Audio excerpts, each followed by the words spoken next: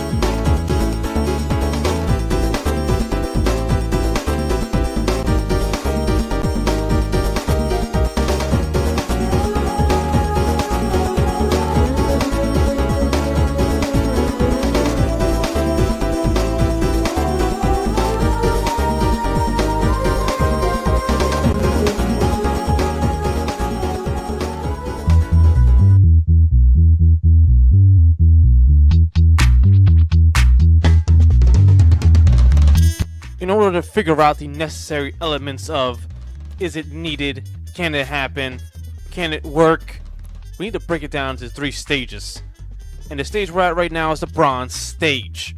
A stage where we realistically try to find the chances of this game ever happening, and build a scenario with that chance, and then go to the second stage. One of the first things I try to do is find some history. Past relationships, past tries, at even making a game like this. And when it comes to relationships between Nintendo and Capcom, I don't think I need to say much, nor dive deep into it. Street Fighter, Mega Man, classics, legendary classics that have been on Nintendo Switch, well, of course Nintendo Switch, but on the classic Nintendo consoles, and has helped both companies succeed. But when it comes to a recent crossover, look no further than Smash Brothers. Smash Brothers is the most recent grand crossover between Nintendo and Capcom. It contains 3 Street Fighter reps and 1 assist, being a part of those 3 reps being Guile, and 2 assists, Dr. Willy and Zero from Mega Man X series, being a part of the whole Mega Man thing. Well, you already know this, but why am I mentioning it? Well, it's the connection that we need, right? This helps Nintendo vs. Capcom chances, right? Well, I'm afraid to say that as much as a lot of people would think that this would help, which it kind of does in a certain sense, it kind of hinders and hurts Nintendo vs. Capcom's chances a lot. Before we move on with that, let's check out this cool interview Ono-san did with UK Street Pass a few years back, talk about Ryu's inclusion in Smash Brothers. And I quote, "I think it takes a lot of work to get a character from a different series to working in another one. So Mr. Sakurai did a lot of work getting, for example, Ryu to fit in with Smash Brothers characters. I almost wouldn't want to pick one and just go with just Street Fighter. I'd rather see something like Nintendo vs. Capcom be made as it's specifically designed for those characters to work well. Obviously, the translator's dumb as fuck and didn't do their best job, but you get the picture. Nintendo vs. Capcom was officially talked about by a Capcom producer. That's pretty good news. That means there's some really good interest in the Capcom side of things. And I know, I've also heard that this is Ono-san's dream game. So, a person works on their dream game, I think it's going to turn out pretty damn well. But back to that, Smash Brothers kind of hurts its chances a little bit of happening. Well, Smash Brothers is a good game and features Capcom characters. The most recent Versus game, Marvel vs. Capcom Infinite, wasn't received very well. Had a good gameplay system, I'll always say that, but everything else about it was fucking garbage. Why am I bringing this up? Well, why would Nintendo... There's a few reasons here. Why would Nintendo want this game to happen? If they already have Capcom characters in a crossover game within their own little thing, Smash Brothers, and why would they ask Capcom to do a versus game? I mean, look at their last game. It sucked. I mean, think about it from Nintendo's perspective. Capcom side of things may want to do the game, but on Nintendo's side of things, they may be just content with just Smash Brothers here. And with that, I think we can finally do the percentage of this game ever happening. I started off with 2%. I think that's fair. 2%, not 0. So where do we go from here? With all the things that we just talked about, I think that's all we need to do this. So I say about 21%. The game has a 21% chance of ever happening. That's pretty good, you know. It's one quarter away to 100%, right? That's math. I think that's pretty great. And with that 21%, we have to create this scenario. I definitely think that this scenario is it's gonna be a bit rough when it comes to making this game. I mean, Nintendo already has a crossover with Capcom. Why would they want? What's their incentive? They don't really have an incentive to make Nintendo cross Capcom or versus Capcom. And if you didn't notice, there's a cross there because I believe that depending on how the game is made, it could be a cross too. It might be a little nicer than versus, but that's just the logo. I'm going to be calling it versus for the rest of the video.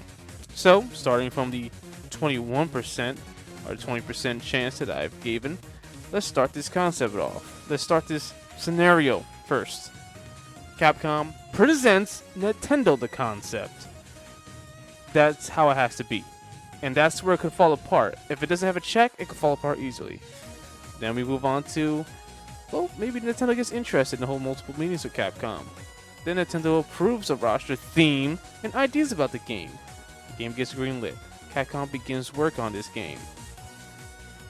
And it's just as simple as that. And if you notice that this line graph bullshit that's happening here, it goes up, and the percentage, it goes up to a higher percentage, meaning that there's a good chance that the game at certain points could continue to be made. That's just my little weird way of showing that. We got the scenario, we got the chance, 21% chance of ever happening. I think it's time to get to the fun part, man. What would make Capcom, well, Nintendo, want this game to happen? What can Capcom approach Nintendo with? And I think it's time to pitch the concept and enter the silver stage. Got some pretty interesting things lined up. So, let's pitch the concept. Let's get started.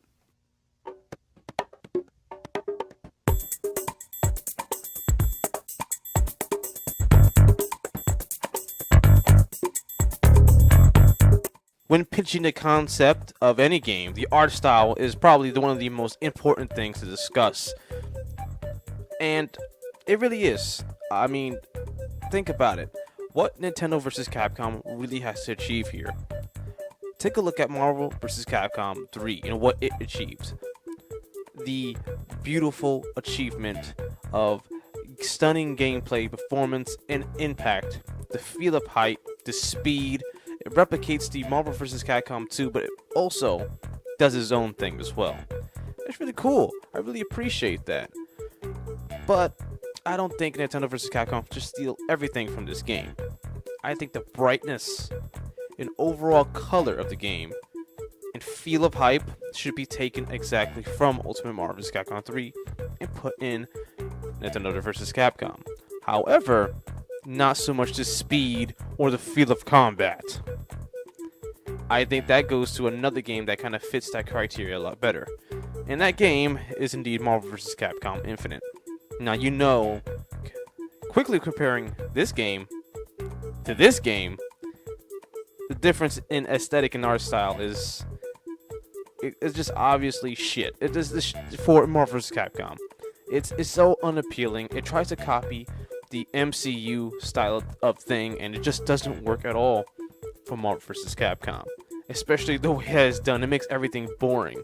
Ironically, like some Marvel movies. it's boring as shit. But that's besides the point. However, the gameplay, I will say this once again, is really fun. And this style of feel, the feel of the combat is way different than, well, not way different, but different enough from Marvel vs. Capcom 3. And I think that the way that everything comes together, and along with the active switch, that should be making a return with Marvel vs. Capcom 3's colors. And maybe even taking a few things and a few notes from how Tatsunoko vs. Capcom handled things in the excitement department. Generally, that game was very exciting. I mean, there was not a missed beat. Not everything was pale or just slow. It was just exciting and electricity. So maybe the electricity of Tatsunoko vs. Capcom, the feel of hype and color of Ultimate Marvel vs. Capcom 3, and the speed and combat of Marvel vs. Capcom Infinite, and I think you got the art style for Nintendo vs. Capcom. So with that out of the way, without further ado, I think it's time for us to discuss the roster. Now usually I do the menu first, but before we do the menus and modes and all that stuff, the roster is much more important to understand. Let's go. Select your character. Oh boy, here we go. Here we go again. Talking about the roster. Now this is the thing that I think a lot of fans get very, very wrong. So, where do we begin? I'm going to begin with this. I'm going to begin with something I usually wouldn't begin with. Usually I play the game. I show you the character, tell you why that character would begin, and by the end, you'll figure out what series didn't make it. I'm going to tell you 3 series right now, before we get into any of these characters, that will not make it and should not make it in Nintendo vs. Capcom. That people have put these characters in series on their roster and it just doesn't make any type of sense. Some of you will agree, some of you will be very pissed off. So letting you know right now, but I have good reasons for all of them. Good reasons, meaning that most likely the reasons that Nintendo or Capcom would use as to why these characters are not going to make it in. I'm going to start with the number 1 pick here. You ready? Now, this next series is a kind of a staple in Marvel versus Capcom games in general. But when it comes to Nintendo vs. Capcom, Darkstalkers should not be making it on the roster. Mainly Morgan. Now, you first may think, okay, that's because of her aesthetic. You know, her character. It doesn't flow well with Nintendo characters, and I think that's why Nintendo would not really want Mario and Morgan to face up against each other, like a little soft and critical stuff like that. This is probably part of, I have to mention, part of the Nintendo vs. Capcom Foundation problems that I pointed out a little earlier, that they would not want certain character mixes with each other. And before we talk about the theme of the roster, I think that's important to note that certain characters definitely won't be making it in. And Morgan, for the reason that she just doesn't mesh well with the Nintendo side. She doesn't really help the balance of the roster very much. Now, certain characters with a similar aesthetic to Morgan could get away with it, but not Morgan. The next one, Resident Evil. Now, this one is another big one, especially Jill Valentine facing a character like or Samus or anything like that. You usually see that kind of matchup. Why Resident Evil? I mean, is it because of guns? We got Joker for Persona 5 in the Smash Brothers. He used guns against Mario. Those are Smash-ified guns. And you're really gonna nerf the gun effect in a versus Capcom game? The main reason why these characters won't be getting in is because the constant guns and weapons and knives they use, and using that on Mario characters or Nintendo characters just seem right. Now this next one, because of that reason, the third series I'm going to talk about might piss all of you off. But I'm happy to tell you that this one has the least amount of chance to be excluded, and most likely be DLC. Devil May Cry characters. Mostly Dante. Now Dante also uses guns as well. But unlike Resident Evil characters and Darkstalker characters, he can get that leeway in, at least as a DLC character. So I think he'll be considered for a DLC position more than base roster. Now, he blends in well with Nintendo characters more so than those two other characters, but I still think he'll be excluded all the same. Now, those are the 3 series that I think will not be showing up on this roster. And if you want to count how many series, how many characters are on this roster, based off all these plots alone, is going to be a huge roster. Let's talk about the 4 characters that I've shown. Mario, Luigi. We gotta have the Mario Brothers in here no matter what, and as separate playable characters. That's funny how I mentioned that. Maybe something pertaining to the gameplay later on that involves teamwork. Interesting. That's why I mentioned they have to be separate. Mega Man, obviously original Mega Man, and Roll. Roll hasn't appeared in a versus game since Tatsunoko vs. Capcom. She was pretty good in that game, and she'll be making a return on this roster, I believe 100%. And right then and there, you understand the theme of the roster: Mario versus Mega Man. So there's definitely going to be more Mario and Mega Man characters on the roster, right? This is the theme. This is going to be on the box cover. It's going to be the promotion of the game: Mario versus Mega Man. That's the theme, the roster, and the game. That's the theme of Nintendo versus or cross Capcom. That's how it has to be. Mega Man characters blend very well with Mario characters. And they're both represented mascots of their respective companies. So, it's a given. So let's add some more Mario and Mega Man characters and let's see what we got here. I've added Peach and Toad. So Peach and Toad will be kind of a small assist. Toad will be like a small assist character for Peach. Wario, we got Bowser. Very interesting. But more so interesting, you might find, on the Capcom side of things, is Dr. Willy being a playable character for the first time, alongside Proto Man and Bass, or Bass, whatever you want to say. I'm gonna call him Bass. So Bass, and Dr. Willy and Proto Man. First time being playable in a versus Capcom game, according to this video, of course. So that's interesting. We got an antagonist, a rival character, and a brother-like character, and a female representative. Very balanced and even so far. It's great. I mean, look at this. The comparison here. So far, we got good, right? We started pretty nicely. Now it's time to add more series, right? We're not done with Mario and Mega Man characters, man. I think people seriously underestimate how many Mario and Mega Man characters are going to be in this game. And that's what a lot of people get wrong. The main theme will be Mario and Mega Man. So expect a lot of Mega Man and Mario characters in this game. I am not playing. This is how it should be.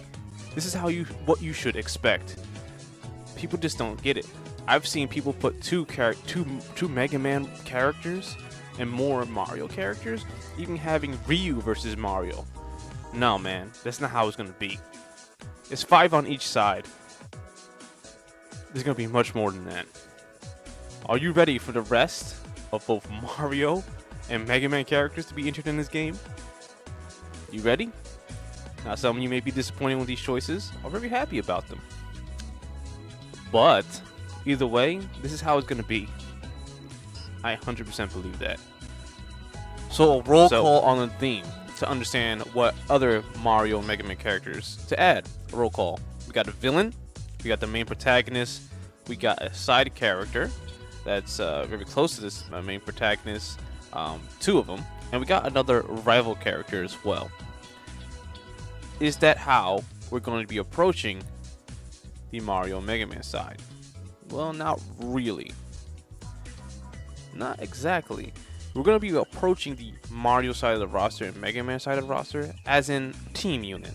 Like, hey, this is Team Mario and Team Mega Man. So, pretty much representation in general. I think the first 5 characters here has a really good theme and is very even. But the rest of these characters are just going to be like that.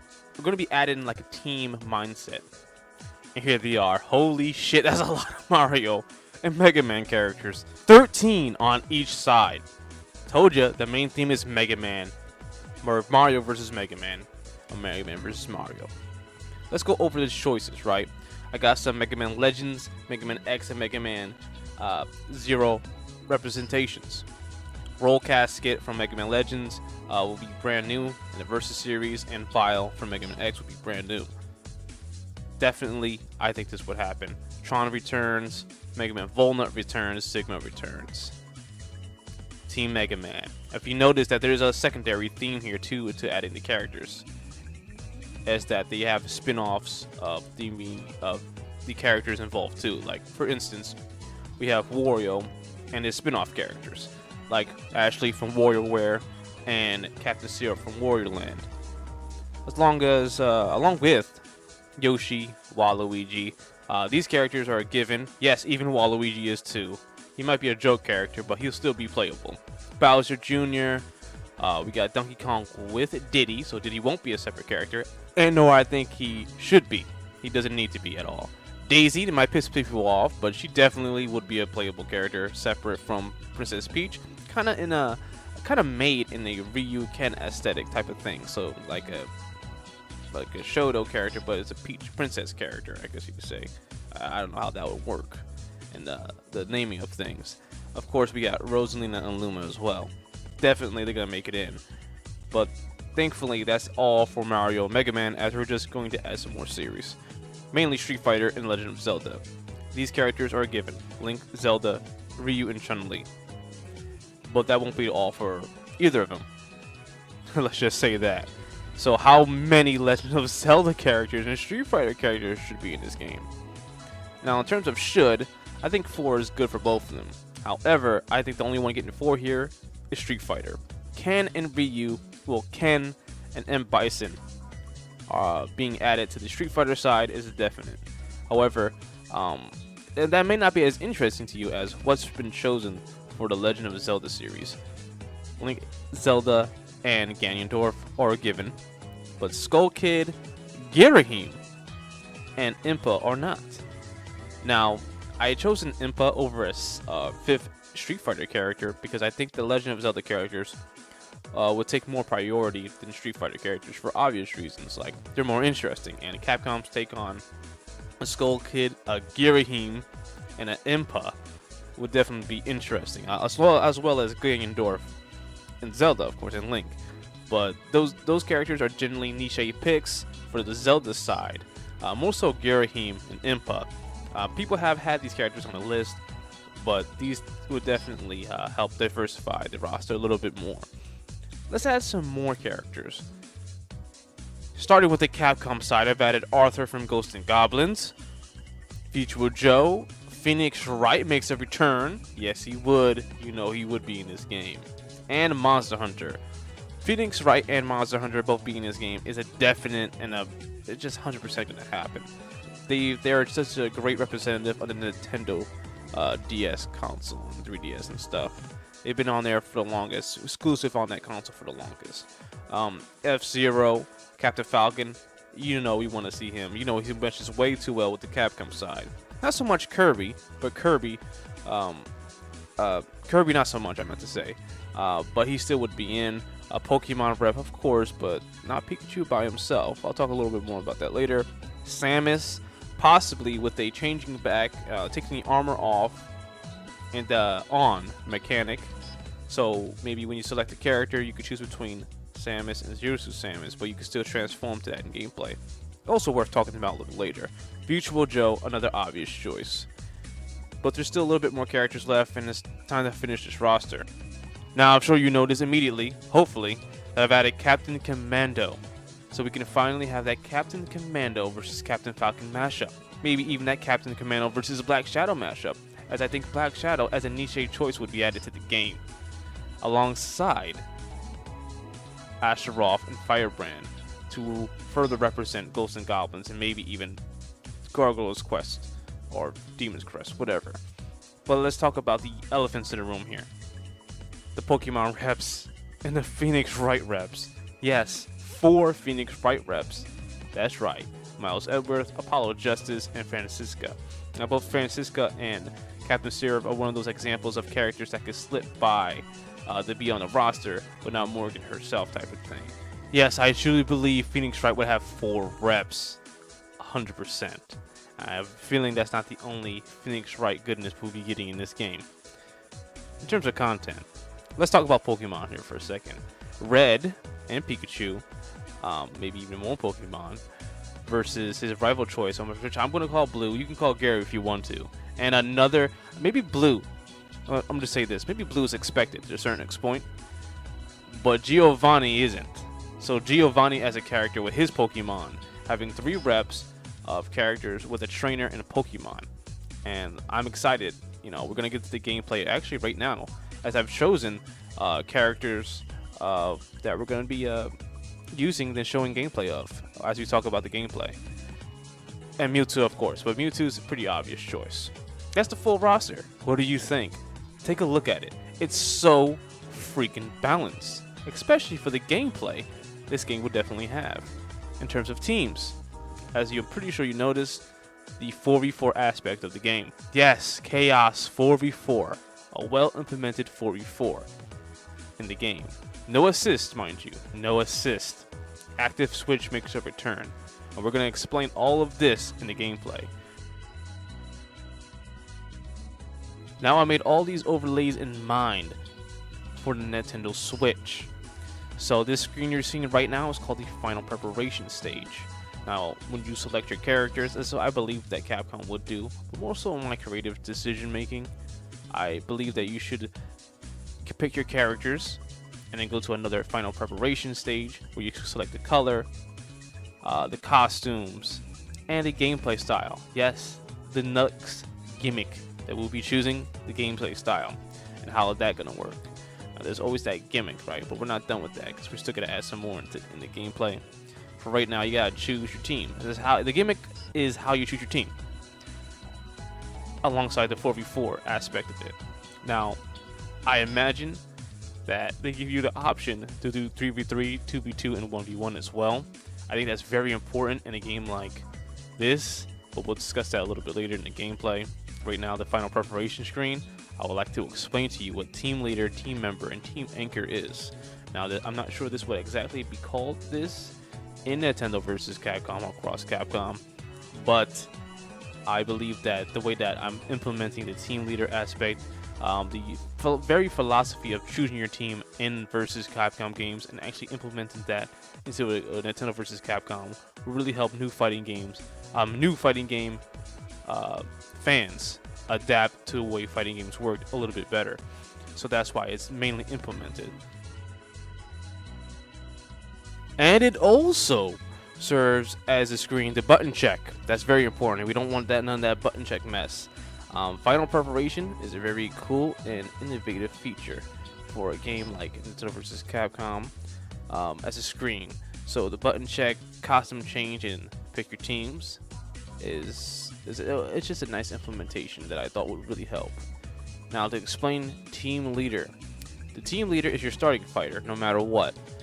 And besides that being the thing, since your team leader represents your team, I thought it would be a really cool feature to add as you know, sometimes when you get blown up, and this is kind of like an anti-blow up type of feature I've added for team leader. So basically, if M. Bison, for example, or some other character, they do a really good job at active switching and knocks out Mario. Instead of Mario being dead within the first few seconds of being blown up, he gets knocked out and goes to a dizzy state. It recovers health, all the red health. So he got a big combo done on him. He's gonna recover all that health, and once he's done, he can be playable again. He can be switched to again, unless all the other team members are defeated before that happens. Then he wakes up immediately. Team members. Now, the only plus here for team members is damage done and received builds meter faster. Now, this is done to make things go at a certain pace. Basically, the fear of 4v4 naturally is that we'll end up in timeouts. all the time and way too much. So that is implemented into team members to make sure that doesn't happen, and everything is incentive. The incentive is to fight and not defend too much. Now, team anchor is probably the most important of all the team here. Can reverse snapback, so you gotta watch out for. They call it team anchor in. And if the last character standing, if every other character is defeated, and your team anchor's last standing, they can activate rush mode. Now, rush mode is like a pseudo X Factor. It could instantly recover your red health, give you faster mobility, but that's it. It doesn't make you stronger. It's faster mobility, and no chip damage, and can't be saved for the next in-game set, which I'll discuss about a little bit later. Can be stored up to 2 times because of the in-game set thing. But ultimately, the other thing besides that is that it also does different visual effects for each fighter. So, for example, I might say this again: if Mario is the last character on your team, and he has the option to use rush mode, he powers up and uses rush mode, it's actually going to use the star up theme that he usually has when he gains a star power up. So yeah, that. So references like that would happen. So I think that would be really cool and implemented. But we'll talk about that a little bit more. But first, I kind of want to finish this whole final preparation thing with the stages. Now, the stages, I feel like will be picked first before going into the character roster. So don't mind the setup here. This is just for the video, but I imagine the stage will be picked first. So let's take a look at the stages. Let's count 1, 2, 3, 4, 5, 6, 7, 8, 9, 10, 11, 12. 12 stages base. There's always a chance for more DLC and maybe a question mark. It's not the random. It's a secret stage that I may hint to a little later what it could be. As far as representation for stages go, there's so many options to do. I think Princess Peach's Castle is a given, but choices like very cool choices like Phoenix Wright's courtroom, especially if you got 4 Phoenix Wright reps, you're gonna want that courtroom. Maybe known places from Breath of the Wild, maybe Mega Man 11, Odyssey are definitely given too. Maybe even Wario stage, because Wario has like 3 reps, or technically 4 if you want to count Waluigi. And there's a Mega Man X stage, training stage, and base reps, base stages. So there could be more. And then unlockable stages. Let's go to gameplay. Let's finally continue the gameplay. Now, face the mighty bison. Where is your aggression?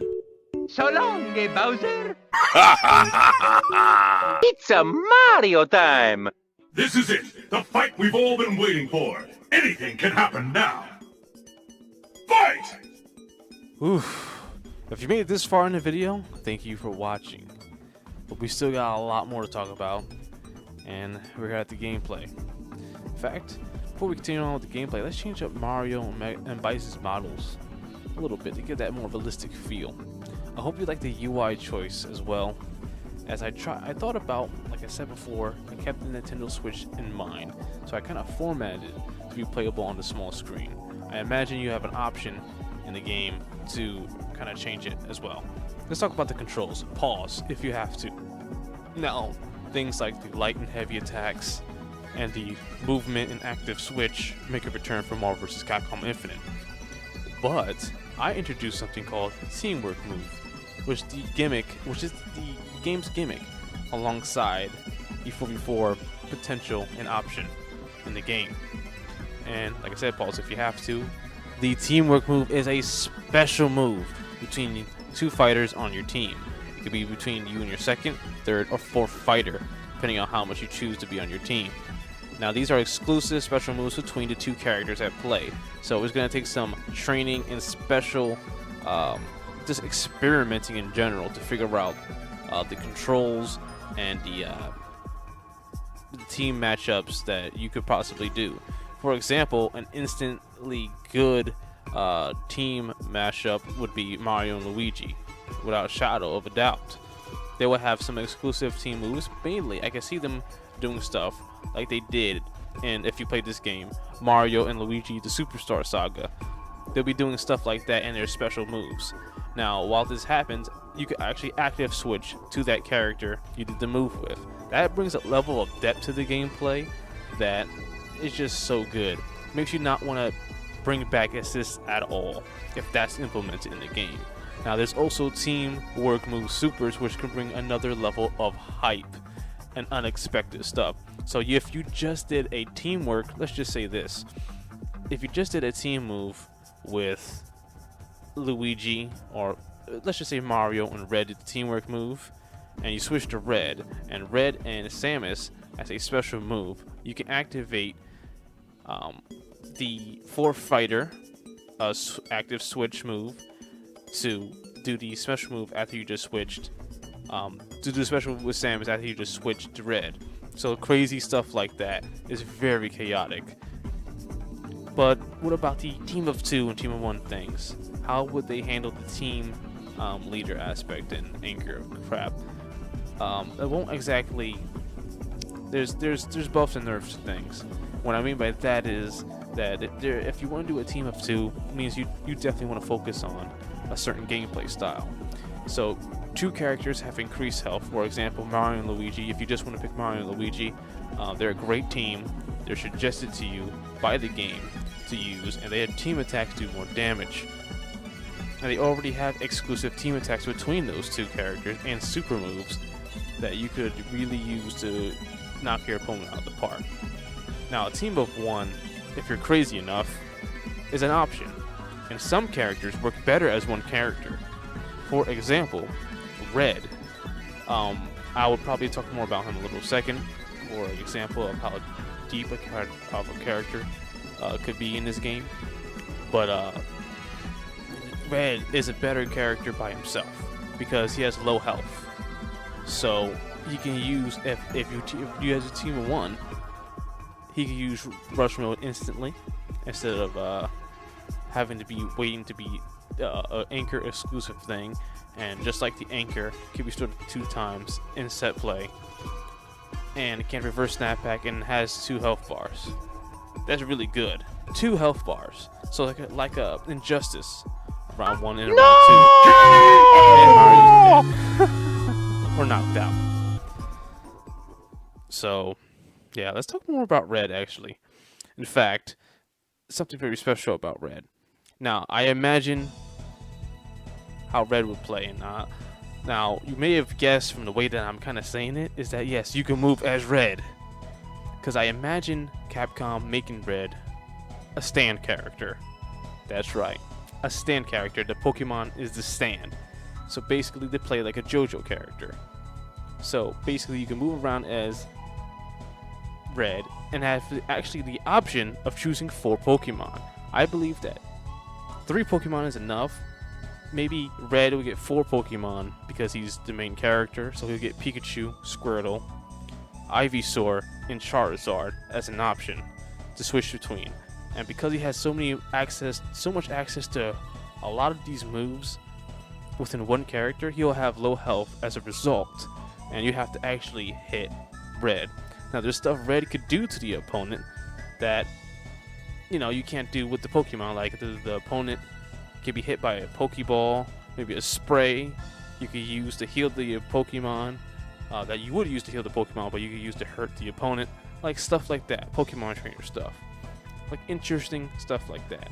And like I said, maybe Red will be the only Pokemon character trainer in the game to have 4 Pokemon, while maybe Giovanni and Blue have just 3 playable Pokemon movesets. Sounds a bit OP, but having low health is a nice balance. And like I said, that's why a character like Red, which naturally, based off everything I just said, would be one of the harder characters to play in this game, and Master would be better off in a 1v1 setting and just by himself in general because he has more health naturally, so he could do more things. So there's so many depthful aspects to this that I have yet to explain, so I'm really leaving up to your interpretation. Like the teamwork aspects, I mean, I have explained them, but it's really up to your interpretation and paying attention. I really hope you see where I'm going with this, because it could be really depthful real quick. It's easy to learn, hard to master. And when I mean hard to master, really hard to master. With this gameplay concept, I really feel like it makes the 4v4 aspect work even more. There's depth for the pros, and there's something to learn always for any casual who wants to play this game. There's something there for everyone, and it fits perfectly. And I think that's what this gameplay mode achieves. So I think it's time for us to head over from the gameplay to modes and menus, actually. Let's check it out.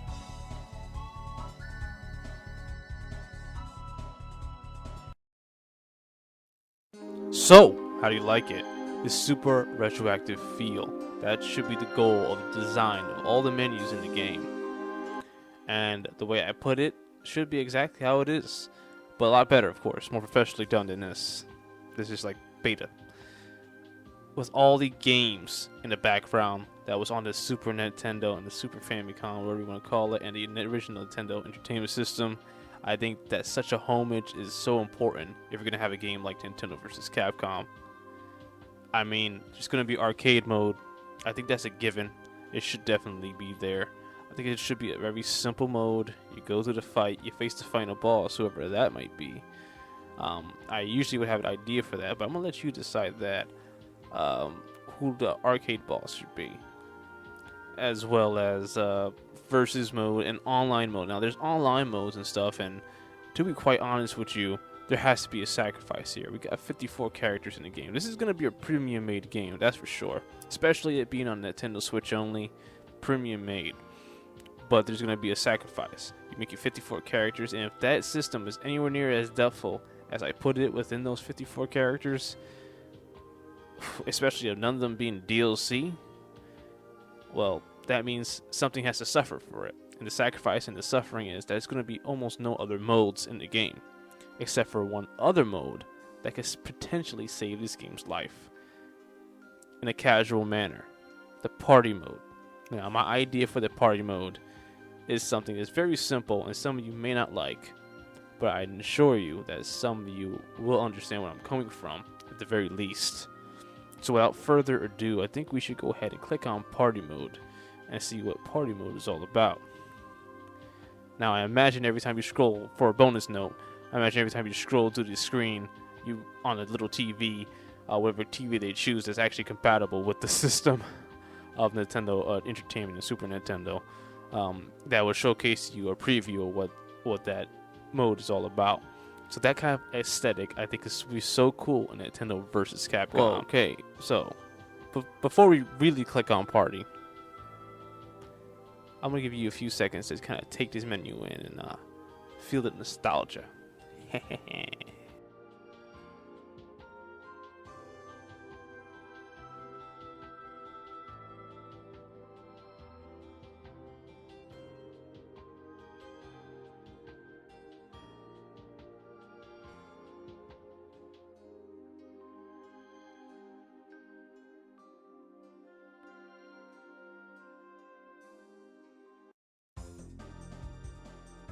When you enter this party mode, you get introduced as these lovely portraits of Mario and Mega Man.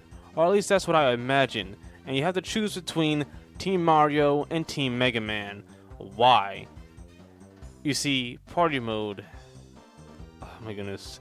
Like I said, some of you may not like this, but party mode is essentially modified Mario Party. And I think that could be integrated in a game like Nintendo vs. Capcom to appease the casual fan base. A very huge marketing point potentially too. Not only featuring fighting game aspect of it, which is the main aspect, but also on a side note, the only other mode in the game being party mode. Very highly put together Mario Party ripoff in the sense that includes fighting game elements. And that's what I think about when I think of party in this game. So pretty much you could be able to choose your characters like Mario Party, pretty much up to the 52 characters in the game, and play on a board that features mini games, but not as much mini games. So I figure, depending on what they do with this board idea, that depends on how many mini games are going to be in it. Now, there's a few ways I can see this happening, and I'm going to explain some of them. One, the board could be, like I said, it's Mario, it's modified Mario Party. So the modified part here could be the board could be filled with players that once you meet each other, the goal is to kill each other, to fight each other, and knock each other out of the game. So basically, for example, in a multiplayer setting, which I imagine party mode will be available in multiplayer too, and that in itself could be a huge marketing point. In a multiplayer setting, I picked Ryu, you picked Mario, and another 2 players entered the game and they picked Chun-Li and Luigi. The goal is to knock each other out. Sometimes on the board, your main goal, you have a health bar, and the main goal is to stay alive while taking damage from certain stipulations on the board, or gaining health and points to the boards to specialized mini games for that specific board. The goal is to get to the player of choice and defeat them and knock them out, or find ways to deplete their health on the board. I can imagine it to be in that way. It sounds super simple, or the traditional Mario Party way with the points route and the stars route. I can see it happening one of those 2 ways, and I hope you're enjoying these mini games that I'm showing. Some of these, the most recent ones that you saw, are from Tatsunoko vs. Capcom, and I've basically shown it here to show you that Capcom is no stranger to adding mini games in a versus title, like they did in that game. Now, yes, that was exclusive in Japanese, but the point is there regardless. And now we get to the final part here. Those boards, I imagine, could be exclusive to the series in the game. And since it's just such a pretty cool idea that could be cost worthy in time, I imagine there's going to be only a few boards. So maybe like 4 for Nintendo and 4 for Capcom, with 2 crossover boards as well. So cool shit like that, like Pokemon having a Kanto League board, and you play with 2 Pokemon exclusive mini games that you could sometimes play in a crossover game as well. So it's that little thing, little things like that, and little references you can make in secret boxes that could happen out of this is unlimited. It's just really cool shit. And with the full game concept in mind, I think it's time for us to finalize this conversation and enter the gold stage. Let's go.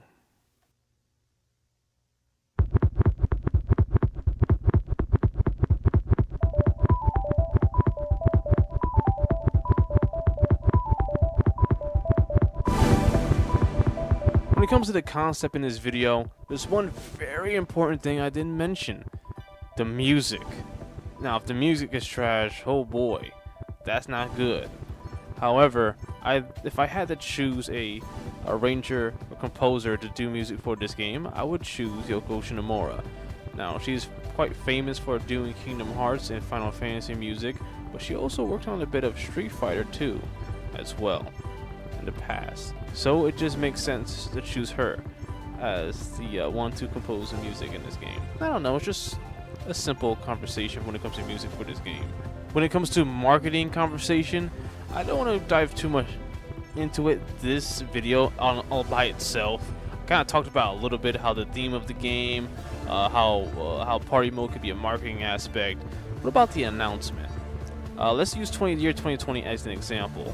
You want to pause it if you have to, go right ahead. The announcements in June 2020, 2 more fighter announcements in July, maybe around EVO. They revealed the roster's going to be massive and add 2 Nintendo fighters and 3 Capcom fighters. Maybe in a Nintendo Direct announcement, they announced 3 Nintendo fighters with a 2v2, 3v3, and a 1v1. And of course the built-in set play that I've teased to accommodate the tournament people as well. That's a big part of the game. A Capcom Pro Tour announcement potentially of 3 fighters, if not in November, maybe 3 Nintendo fighters revealed in October, party mode revealed, and it serves as a story and casual play with a January 20th release date and all that nonsense. And of course with the 8 character DLC revealed along with the rest of the roster at some point before the release date. And now that I mentioned it, what about the DLC characters? Now, we usually talk about the DLC characters in the gold stage, and here's the ones I've chosen. It could go either way, but obviously if you looked at the roster, you're going to see one very important Nintendo franchise missing. That's Fire Emblem, and also Star Fox. There's absolutely no Fire Emblem characters in this game. That's on purpose. Not that I hate personally, I don't hate it at all, but I don't think we need Fire Emblem characters in base. I'm just saying, for the roster balance, I didn't choose them at all. Not to say that they wouldn't be good, it's just that it's better for roster balance. So I've chosen for the first 2 DLC characters. Well, let's go to the Nintendo side here real quick. Star Fox, Crystal. I think that's a niche pick on the Star Fox side, but since, you know, they're not in planes or they're Starcrafts, Capcom has to use their fighting movesets from like Star Fox Adventures or some shit. So having Crystal and Star Fox be in a game, I think would definitely be a thing. As long as along with some niche choices. Now there's Shulk as well, but a niche choice here is Ray MK3 from Custom Robo. I thought that would be a crazy niche choice to put in DLC. I think people will love it, and the potential for moveset is there too. Of course, he won't be just small character; he'll be the same size as other characters, and that's the interesting part about it. Take a look at the Capcom side.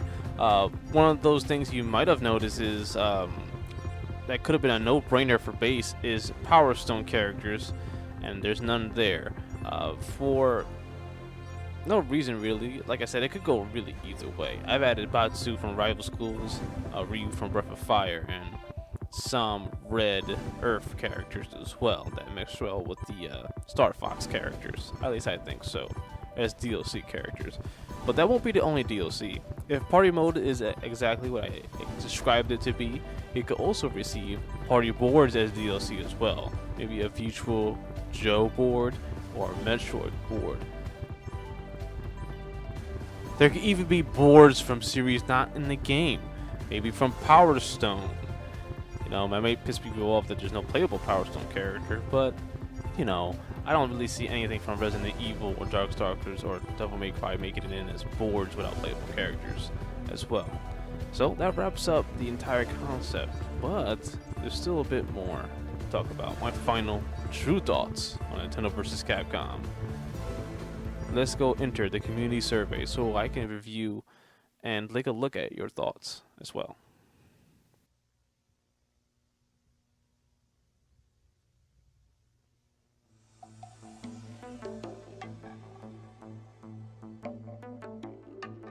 Alright, the community survey where I review all the thoughts that you may have about this game before I actually made it. Now, here's the question here that I asked. How many Mega Man reps should be in Nintendo Cross Capcom or versus Capcom? There was 50% vote at 2 and another 50% at 12. So we decided on 13 in this game because of the theme of Mario versus Mega Man. And I thought this was really interesting how people either just wanted just 2 or 12. I wonder if that's based off the opinion of whether or not how many Mega Man reps would be in that game or should be in that game. I don't know. It's interesting to see that they both got 50%. And there weren't that many votes, so let me know in the comment section down below what you think about this, and I'll be sure to read it. It's very interesting. The next question that I asked was, should Darkstalkers characters be represented in Nintendo Cross Capcom? 60% said yes, so I imagine that 60% is not gonna like this video very much. 20% said no. They probably think like me. Third one didn't get much, but the come on, I really wonder, is the come on saying come on of course, or come on no, it's not gonna happen? It's 20%, but mostly people say yes. But like I said, I really felt like some of those people that said yes really don't understand how, or didn't understand at that point in time why those characters probably won't make the Nintendo vs. Capcom roster. The next question that I asked is, how many characters should be on the roster? 30, 33%, 0.3, 40. There's no 50 with support, but this interesting one here is that the last one that pretty much none of them won. They were all equal. 60 with 20 being support. Now, if you watch this video, there's not a single support character on here. I just thought it was interesting to see how many characters should be on there, and it's either 40 or 60 with people, with 20 of them being support characters. Very interesting stuff. Tell me how many characters you think should be on the roster. Realistically, I think 54 is a good number because it's less than Marvel vs. Capcom 2, but higher than Marvel vs. Capcom 3. Very interesting stuff. Now, the next question I asked was, would you like a game made original characters to fill up some roster spots in Nintendo Cross Capcom? One of the most interesting results here is it all resulted in 25%. Yes, for sure, 25. Please, no, 25. Depends, please. 25. Depends on the genre of the game. 25%. Now, if this game was an RPG, I would have definitely done some original ideas for this concept, but the main aspect of Nintendo vs. Capcom was not to make it an RPG, but to make it a fighting game, more so than anything. So, very interesting results there. Tell me what you like this to happen in the comment section below if you made it this far, which if you did, you'd best. However, yeah, that's pretty much the end of that question. I personally don't think there's need for a game made original characters. Now, this one is a completely hilarious thing for me to ask, because people fear there's always being too much representation in fighting games. How many Pokemon reps should be allowed in Nintendo Cross Capcom or Versus? 50% for 5 or less? And I said 1, LOL. 5 but fighter Pokemon only, and 0 please smiles. 5 or less was 50%, which is something that me and this 50% of these people that did this vote agree on. I put at least 4 fighters in this game, Pokemon, and all Pokemon trainers with different Pokemon that all have low health because they have many access to so much moveset. Yeah, that type of thing. It's just interesting that 5 or less is something I also agree on as well. Now, for the 6th question, what would be the most upsetting if it wasn't included in Nintendo Cross Capcom? Devil May Cry or F-Zero? Now, interestingly enough, Fire Emblem and Resident Evil got 0, and none of those characters are in this game, period. However, F-Zero and Devil May Cry got 50%, which I thought was very interesting. Now, I don't know which one was better, but all I know is F-Zero will be in this game 100%. There's just no way they're not going to put Captain Falcon in there. However, Devil May Cry, like I said earlier, I don't believe would be in the game, but has a chance more than Resident Evil and Darkstalkers to be represented, that's for sure. Due to Dante's nature as a character, he could fit in pretty well. I mean, mostly well, if they tried. He's a DLC considered choice. You know what I'm trying to say. He could be for DLC.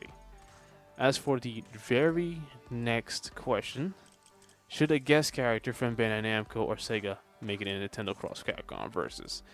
And the 100% was a yes here. And I don't agree with this at all. There's no need for that. I feel like if people saw a finished roster of Nintendo vs. Capcom and said to themselves, damn, I really wanted Sonic from Sega to be in here, and that means the roster itself was not picked out correctly. I truly believe that they, the people that say that too, should really get out of the Smash Brothers mindset, because that's not how this game will be handled. Like the Smash Brothers roster, it's just they will be handled very differently. Let's just say that. And of course, the very final question: should it be Cross Capcom or Versus Capcom? Most said Versus, and I was on the Cross boat for a while, but I ended up saying Versus too because I think it fits better. But 33% said Cross, and most majority said Versus. So, well, there you go.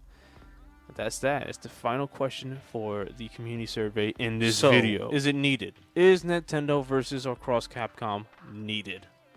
I would say not much as other versus games, but it's definitely a contender to be needed if the timing is right.